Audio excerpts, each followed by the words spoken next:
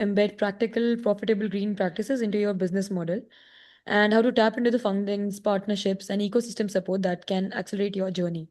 So, whether you are building your first product, scaling a venture, or exploring new markets, this session will help you understand how to align profit with purpose and build future-ready company in one of the world's most dynamic innovation ecosystems.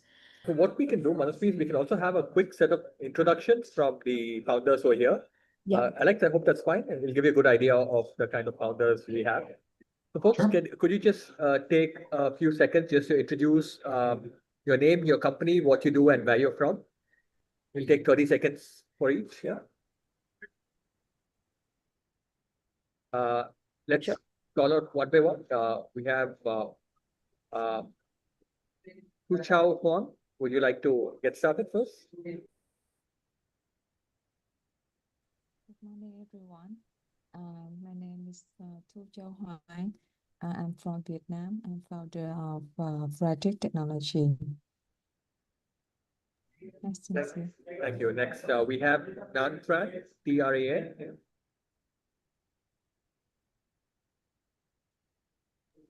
Yeah, you're on mute. Yeah.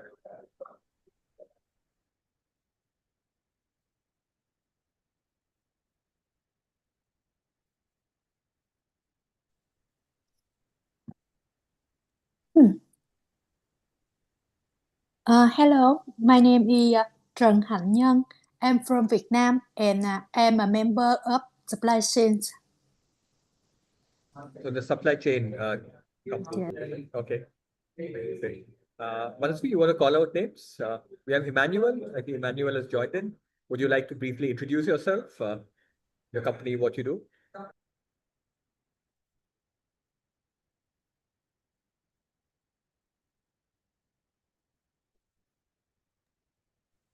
Yeah. Hi, Emmanuel. Could you hear us? I'm just going one by one from what I see in my screen. Feel free to unmute yourself if you guys would like to introduce yourselves. Kevin? Hello, everyone. This is Kevin from Vietnam Supply Chains Company. Wish you guys have a good day. Thanks. Nice to meet you, Kevin. Yeah, you too. You too. Chandrasekhar, would you like to introduce yourself? Little bit like this.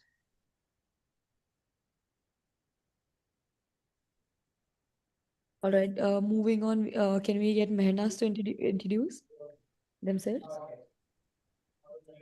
Hi, good morning, everyone, and happy Friday. My name is Mehrnaz, and I'm CEO of the Hive Hardware Solution. It's a somehow IT company. We are providing solutions for PC, laptops, and some devices such as that. Okay, great. Thank you. We have Guis Selik. Would you like to introduce yourself?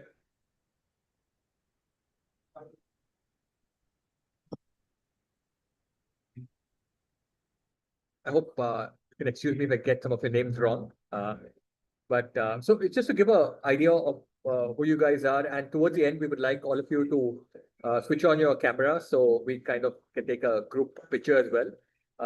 Right? And we'll do another round of introductions towards the end. So I'll just take this opportunity to introduce you to Alex. Alex is part of the Toronto startup ecosystem. I know him through IEEE. He leads things at Sustainable Impact Partners. He engages with the Canadian Impact Innovation Ecosystem. And Alex, yeah, my video, okay. Yeah. So your insights would be quite valuable for the newcomer entrepreneurs. What we do is we have every month, every other month, we have a webinar for newcomer entrepreneurs from around the world who are keen to enter Canada, look at entrepreneurial opportunities. I think you know the space better than many others. We look forward to you sharing your candid insights, and we can have another round of introductions and Q&As towards the end. Do you have a presentation, Alex? Would you want a screen share access?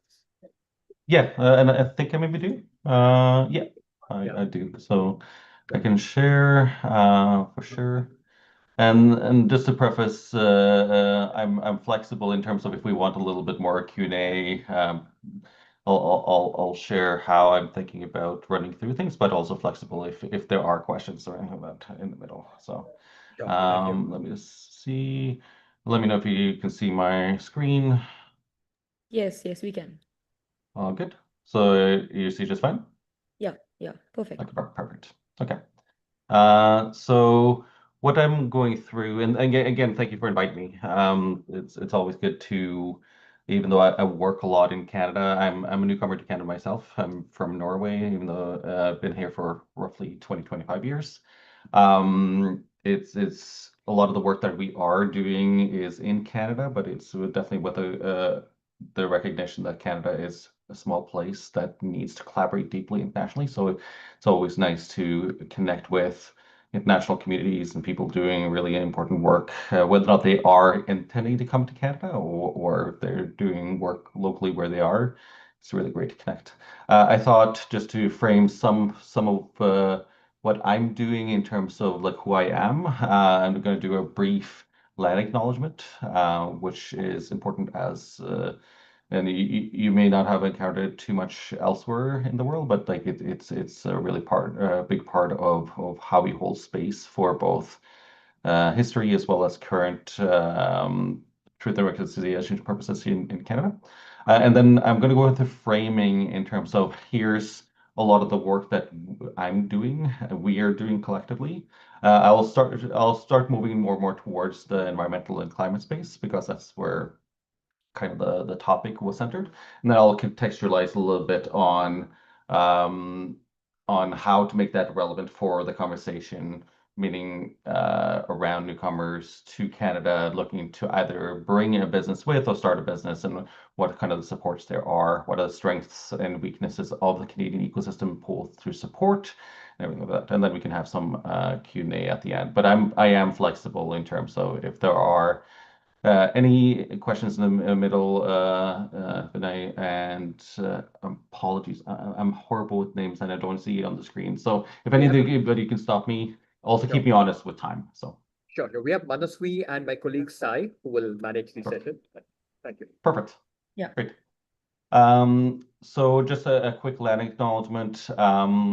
I'm calling in from Toronto, Turtle Island, the land where multiple Indigenous communities are on, the Mississaugas of the Credit, the Anishinaabe, the Chippewa, the Haudenosaunee, and the Wendat people.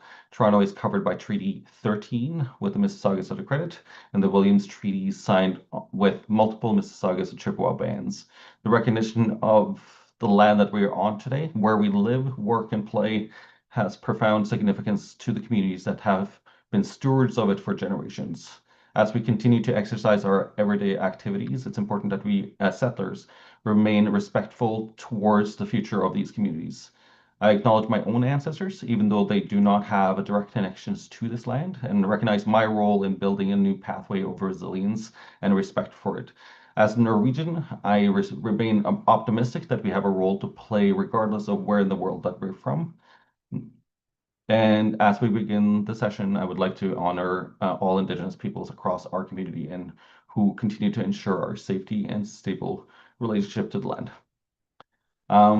So very briefly, I wear a lot of different hats. I run a nonprofit called Sustainable Impact Foundation that does a lot of systems level work, looking at for example, the role of technology, role of capital flows and funding mechanisms in impact verticals like healthcare, education, climate, digital equity, affordable housing. I'm part of stewarding the Tech and AI Stewardship, which was born over the last decade in the Engineers Without Borders of Canada, Engineering Change Lab, currently hosted at Mars Discover District, which is North America's largest innovation hub. It's 1.5 million square feet in the middle of Toronto. But there we have a focus on how do we start creating self-reflective practices in education and professions in the industry around how we're developing and deploying technology and how can we make it purposeful, responsible, inclusive, and regenerative. Really consider both for people and planet what we're developing in terms of technology, which is obviously relevant even more so now when we're looking at really transformative technologies like AI and moving on to, for example, quantum. I had the AI for social impact at community foundations in Canada. In Canada, we have several different community networks, community foundations being one of the structures that is the widest. It's covering roughly 94% of the country. There's over 210 community foundations. The structure of community foundations exists both here in Canada, the US, as well as Europe, not in the Nordics where I'm from. But they're also collectively 10% of the charitable funding in Canada. So large collective funder, but very centered in community. I also run, that's where I've met Vinay. I've been a judge on Connecting the Unconnected Challenge with IEEE for the last 4 or 5 years. And over the last year and a half, we have been preparing for a pilot that will be starting in India and then moving into Eastern Africa to support over 2 years up to 25 humanitarian tech organizations, starting in India with 25 there, but then also moving into Eastern Africa in subsequent years. I sit on several boards and advisory for organizations that cover democracy, youth and education, technologies like AI, and several different other ones. What I want to start framing the conversation is how I think about the work that I'm doing. And it sounds really wide what I'm doing, but like most of you know, these things are interconnected. Our technologies like AI are permeating all of our societal and environmental system for good and for bad. So in this framing, and if you're not familiar with systems or design thinking, Donella Meadows is kind of a grandmother of systems thinking, and she talks about it in a way that a system is an interconnected set of elements that is coherently organized in a way that achieves something. A system must consist of 3 kinds of things: elements, interconnections, and a function or purpose. And to make it simple, let's see, I don't know if this blue mark will continue with me, not an issue, but it disappeared. It's something as simple as a coffee cup. It seems simple on the onset. Usually, when I'm in a physical meeting, I bring a coffee cup. You can see the lid, the cup, the sleeve, the coffee. But if you start looking at what those individual items mean, you can see a huge system, meaning you can understand the coffee bean production, the labor conditions of the laborers there, the supply chain and the logistics that go into that, the oil refinement that goes both into the fuel, but also in terms of the lid and the marketing and social media and influencers that go into the marketing. On the other side, when you're done with your cup, understanding does it go into recycling and what does the environmental impact does the product have, and also what does it do to our bodies. So really, if we're talking about a coffee cup or something like our artificial intelligence or climate, and I often use the example of artificial intelligence, is that it's touching everything that we're doing, and it's really having an impact on our education, our cultural preservation, mental and physical health care, environmental monitoring, for example, and our careers and innovation. So understanding that even if your product is simple, it's part of a much larger system. So a lot of my work is how do we recognize that, and how do we work across disciplines, sectors and regions to really intentionally work with recognizing that. And just to try to simplify it a little bit, some of the overarching themes that we work with is, for example, centering everything in community. So are we considering people, planet with everything that we do, whether we're talking about capital flows, technologies, products, and so forth. I already mentioned the systems. A lot of the work that we're doing is related to how do we mobilize knowledge better? How do we collaborate better around knowledge and data? And for example, looking at artificial intelligence or other emerging technologies like quantum, how are they influencing our other systems? And then one of the big overarching area is what we call systems capital, but it's really when we're talking about funding mechanisms, whether or not we're talking about philanthropy, government, different levels of government funding, corporate funding, non-monetary rates of return. So costs in the future, and if we're talking about climate, for example, it's astronomical. Can we bring those often non-quantified cost into current conversations?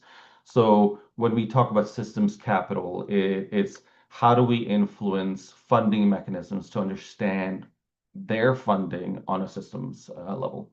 And again, we work across pretty much all different impact verticals like climate, affordable housing, education, healthcare, digital equity, but often at the intersection of them, how do we operate between them? I'll give you a few different examples, and I'll start relating more and more to the climate and environmental space, even though there's lots of different other focus areas that we have. One is a for-profit. It's a Finnish organization that I'm working with that is coming into Canada. So I thought it would be relevant because we're starting to look at how do we operate in this space. They're very established in the Nordics. They work in Japan. They work in other places. Their business model is around, for example, if municipalities or cities or communities need to have data gathered, like, for example, bike paths, invasive species removal, counting of manholes. It can really be anything that can be quantified. Then they can usually these things would be covered by the cities themselves, but it's slow, it's costly. So what they've done is use technology and AI as a methodology to crowdsource that work. So for example, in a city in Canada now, they've done just a whole bunch of invasive species removal where they get groups from the community that get educated on how to remove invasive species. And when they take a picture or video prior to, so they show where it is, they remove it, and then they take a video of it's being removed, and then they get paid for what the work they've done. So it's a community builder. It's an educational tool to involve often youth because the average age is down to 13, 14. So it's a whole bunch of, if we're talking systems again, yes, it's the act of the invasive species removal or counting manholes or any type of civic engagement, but it's also remuneration for often youth. It's education of getting them interested in conservation, environmental, community well-being. But the way we work with them is who are the partners here, for example? Are there academic institutions or schools that want to engage, government in terms of cities or different government departments? Are there private sector sponsors who want to create a small pool, get the work done, but also get recognition about the work that needs to be done and getting youth involved? And how do we work with civil society or nonprofits? So another one is the Global AI for Climate Alliance, which is a collaboration between an international group out of Turkey, BNode, that has done a lot of youth work in Turkey, but and several different of our research AI research institutes here in Canada, Mila, CFAR, Vector, and again, on a systems level, each one of these, I'll take you through how we are thinking about it at different layers. So the first layer that is intended is how do we bring AI and climate researchers together that typically do not work together? How do we intentionally bring them together to see what can AI do for different aspects of climate? The second layer is once we have that and in a lab to land or research to impact um, process. And lab to land just means research in a lab to pilot into community. And when that pilot, if that goes well, how do we scale, adapt, and replicate that? So lab to land is that that simplicity. But the second layer is how do we work deeply with communities, municipalities, and nonprofits in equitable, non-extractive ways. Layer 3 is recognizing compounding factors. So, for example, in Canada, because of the relationship with the US, there's a lot of conversations around security, sovereignty. So how do we recognize when we're working with climate, are there other factors like Arctic security, for example, that should be considered? And then how do we collaborate with other regions deeply? And I'll come briefly into that. So the work that we're doing is both practical.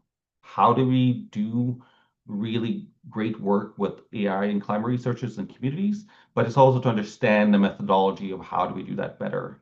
As an example, the first cohort was focused on a research team and nonprofits focusing on biodiversity, extreme heat, microgrid efficiency. And the second cohort that will start shortly now is around permafrost and groundwater. And the international collaboration that I mentioned, Richard Carlson, who will be running the groundwater work that has one of the most recognized researchers in the world around groundwater, will hold events both in Bangladesh and Canada around groundwater. So the work that we're trying to do again is focus on these layers, and a lot of it is going on in Canada, but it's really how do we connect that to international collaboration, knowledge mobilization, and so forth. This is a little bit different. So I'm on the board for Polity, which is now gathering a constellation of democratic decision-making, deliberation technologies. So some of the best technologies on democratic decision-making, public engagement, as well as some of the best democratic minds. And the reason why I raise this is because democracy or efficacy in democracy and public engagement is relevant for everything, including technology and climate. How do we also then start collaborating well on the technology, innovation, and infrastructure? So especially if we're looking at democracy being challenged now, and there's lacking trust and relationships in these systems. How do we look at, for example, power dynamics? And participatory governance hubs is a fancy way of saying if we're working with, for example, Black communities or Indigenous communities or municipalities, how can we look at public engagement, but in equitable ways? So the data for data sovereignty reasons should stay with community. If a lot of standing panels or focus groups are internationally, it's $1 billion industry. Can we switch power dynamics so the people who are being asked for their data or their input are remunerated for that? So again, there's practical ways where we're working with, for example, the state of California around wildfire public engagement, again, the tie to environmental and climate side. But we're also talking about the methodology. How do we increase trust in our society, for government? How do we do that in equitable ways? And how do we then work with all different sectors for that purpose? One last one, and then I'll move on to a little bit more contextualizing. Again, relating it to some of the work that we're doing around data and technology and the environmental side. Canada has a long history of working in non-equitable ways with Indigenous communities, for example.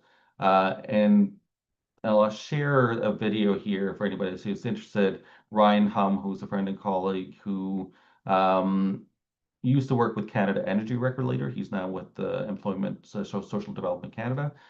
But over the last 60 years, some of the deepest environmental assessment projects up to a cost of $300 million were done often in extractive, often legally enforced ways with Indigenous communities. So he, over the last 7 years, in a period of 5 years, repatriated a lot of this knowledge and data back to communities. So anything from the mid-90s on was repatriated back and made accessible. What we're trying to do now is that this data, which is some of Canada's deepest environmental data sets, that's not accessible, we're trying to make the data from the 50s and 60s up to the 90s accessible, because if we're talking about climate change and understanding changes over time, those data sets are really, really valuable. So again, understanding methodology of how are we working, not just on the practical side, but really how do we start working better with this data? How do we make these data sets more accessible, interoperable, for example, for the climate and AI researchers? Finally, Community Foundations of Canada that I mentioned earlier, we're in the middle of putting together an AI for Social Impact Alliance that's specifically on how do we collaborate and mobilize knowledge across disciplines, across sectors, across regions, and how do we pool resourcing and funding and drive towards both Canadian but also international development of knowledge commons and open source of AI, but again, other technologies as well.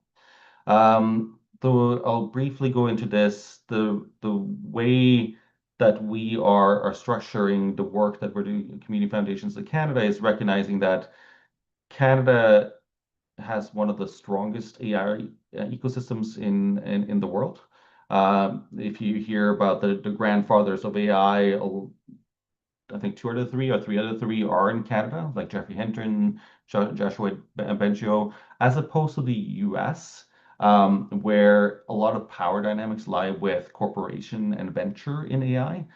Most of the power dynamics in Canada is with the research institutes. So for example, Mila is the largest AI research institute in the world. With over 2,000 AI researchers, they have the largest AI humanity team. So if we're talking about community-based approaches to AI, they're fairly values aligned. The issue that Canada has is that while we have a really strong AI research ecosystem, we did not build the bridges between them and nonprofits and communities. So we're trying to bring that cross-sector, multidisciplinary approach to that. And again, very briefly, we're thinking about how do we take a systems approach to this, where different sectors exist in silos. How do we start braiding them together and understand how interconnected they are? And how do we then start addressing through that multidisciplinary cross-sector, cross-region collaboration, how we're addressing some of Canada's, but also the world's biggest challenges. And really, how do we again bring different sets of expertise, including lived experience, together? Very briefly, also, we're in the middle of putting together a Canadian network for complex system entity. It's been a network, but now we're turning it into entity, so that when we're talking about this type of systems level work, how do we make it intentional?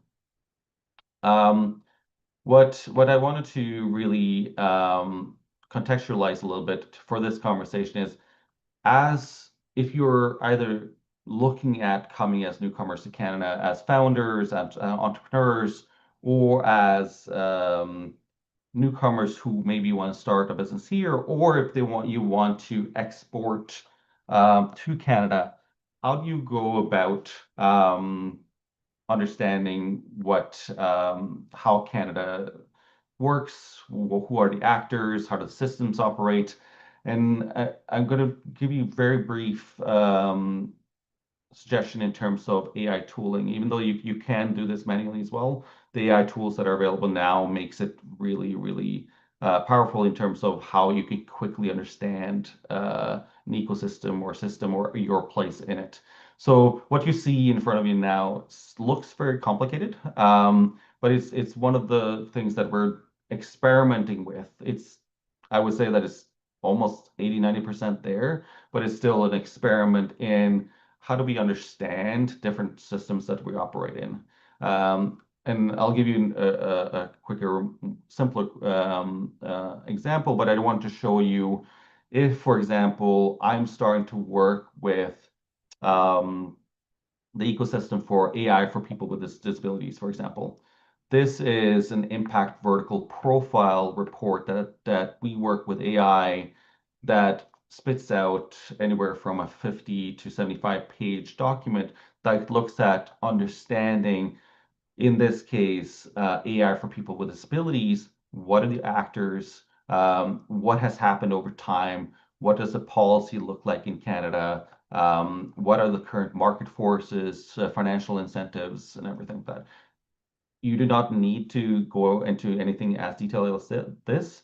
But for example, if you want to use any, I'm sure most of you are familiar with these AI tools, but use of AI in mapping. So something as simple as if you want to come into, for example, Toronto, and you want to either bring your organization that's focused on medical devices or something in climate, how can you quickly use a prompt that makes you quickly understand who are the governing bodies, what are the procurement pathways, what are ecosystem partners, what are funding and incentive programs, what are market and demand signals.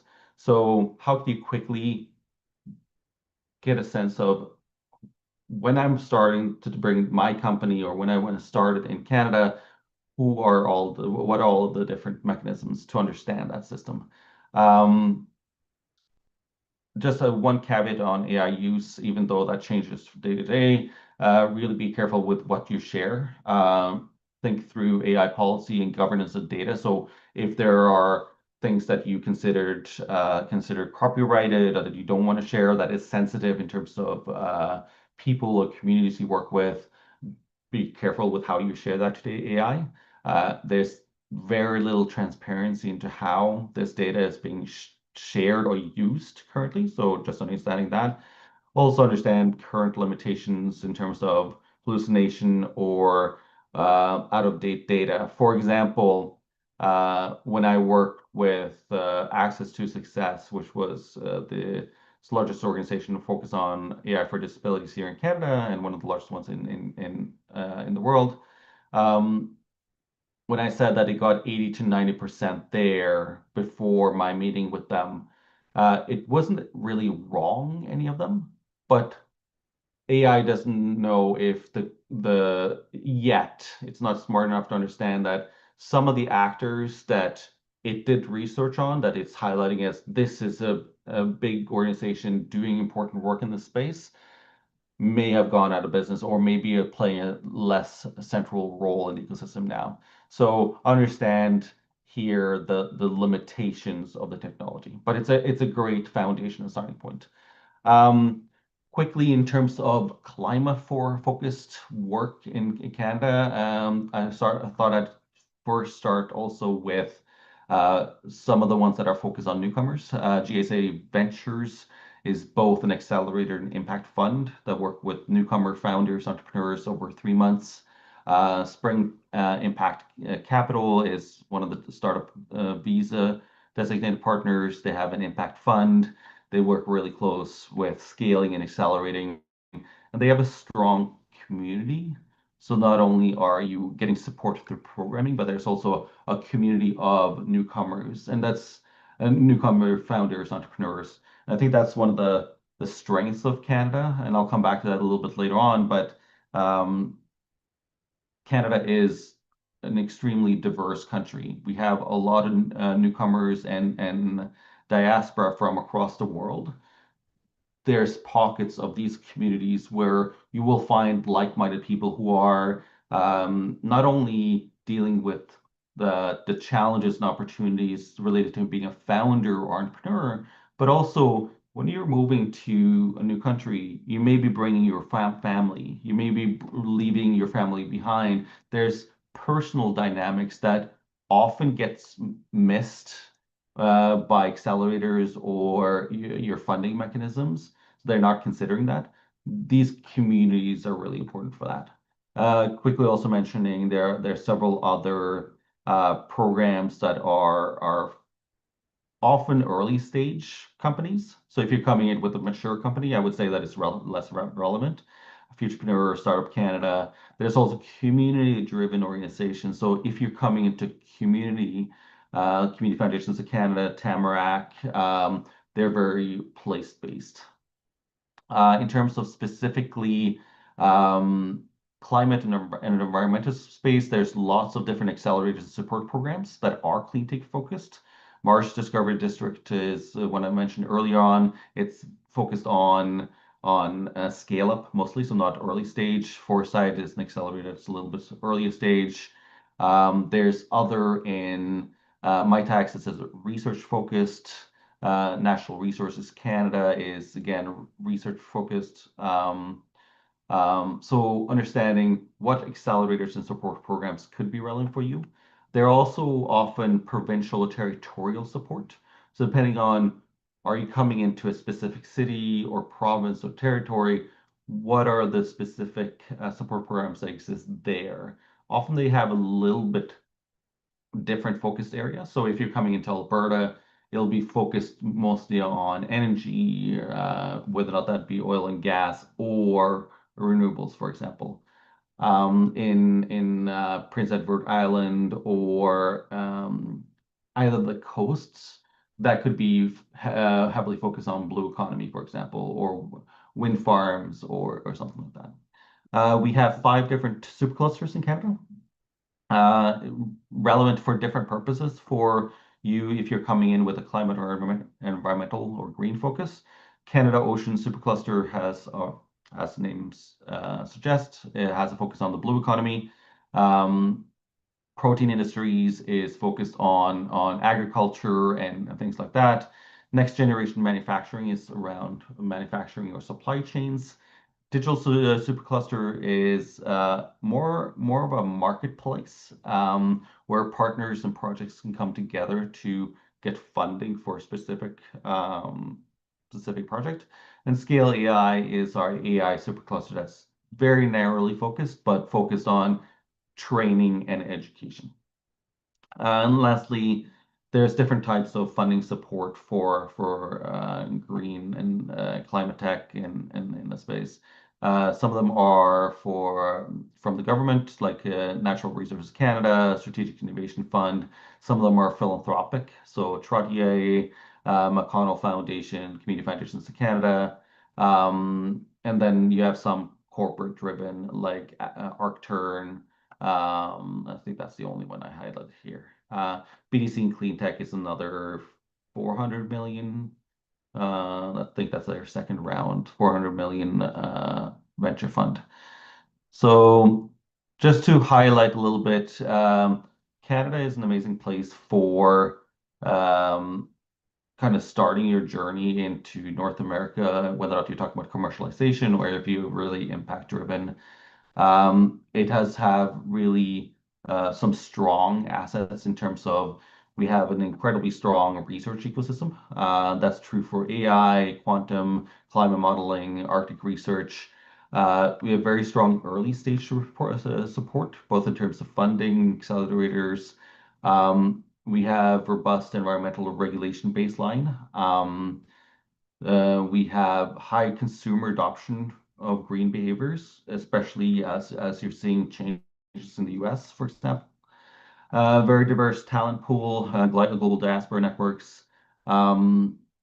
We have leadership in Arctic and Northern climate adaptation and have a fairly strong pilot culture. So municipalities and provinces are very open to running pilots. However, I do want to talk about what kind of doesn't do that well. We don't necessarily do scaling that well.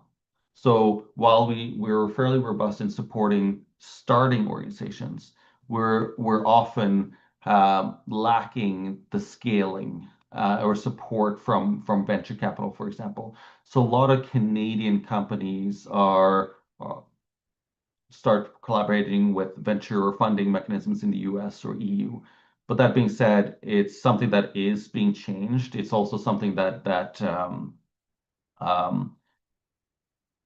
it's something that as you're coming into Canada, it's not excluding you from working with, for example, venture funds or funding mechanisms in the US. It's still a good starting point. But it's something if we're looking at IP leakage, meaning that once a funder or VC comes in, that IP sometimes goes out of the country. Fragmented climate governance, even though Canada signs on to global goals in terms of climate and environmental, that's actually controlled at provincial or territorial level. So there's some sort of a disconnect there. Funding silos that I talked about earlier that we were very much focused on bettering mechanisms or municipalities don't often pool capital, coordinate across systems. So we're trying to get, and I would say that that's not a Canadian issue only. I would say that that's a global issue. Oh, there we, yeah. We've seen some sliding backwards in terms of support for climate adaptation in the new budget that just came out last week. But compared to, for example, the US or even parts of the EU, they still got strong support. Talent retention challenges.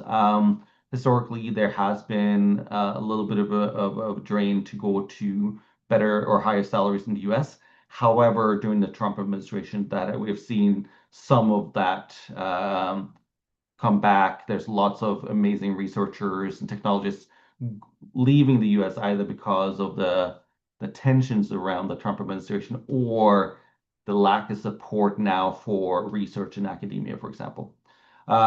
One final note is that in these gaps, there's also massive opportunity.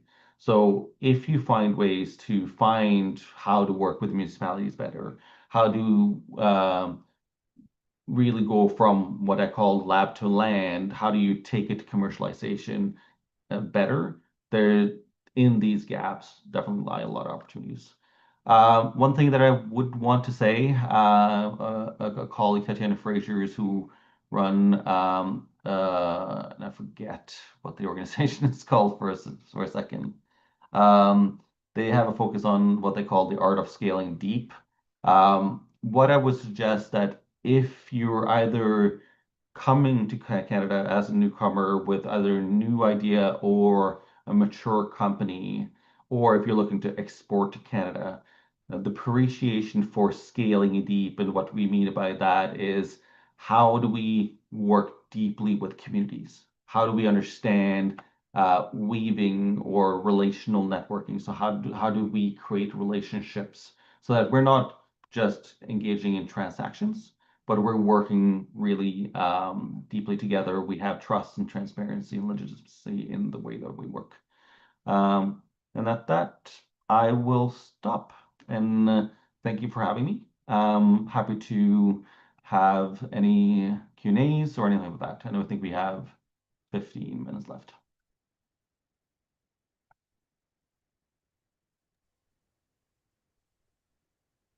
Thank you, Alex. Thank you for the fantastic insights. It was a great session. Also, I'd like to, if you guys have any question for Alex, feel free to jump in and ask your questions before we move to the vote of thanks. So we have some time, so feel free to use this session. It is an opportunity. Jump in and ask question to Alex. Anything you wanted to ask. And also feel free to reach out afterwards as well. I'll put my contacts in the chat as well.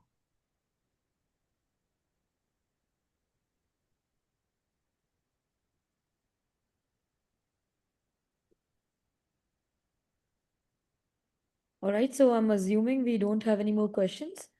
And thank you again for joining today's session. We have explored how innovation and sustainability are not just trends, but powerful forces shaping Canada's next generation of startups. So, as you move forward, I encourage you to take what you've learned today and translate it into action. Adopt greener practices, leverage the ecosystem around you, and build ventures that are both profitable and purposeful.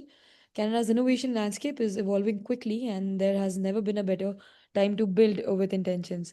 Whether you are an early stage founder or scaling toward new markets, remember that sustainability innovation isn't a constraint, it's a competitive advantage. And thank you once again for your time. Thanks, Alex, for the great session. And again, your questions and your curiosity will help the session going. But if you don't have any questions now, we do understand. You can definitely reach out to Alex later. He's also on LinkedIn. And wishing you all the best in your journey to create meaningful and future-ready ventures. Thank you all for joining in. Manasvi, can we have a group photo? Yeah. Also, let's have a group photo. So if you guys could just switch on your cameras. Yeah.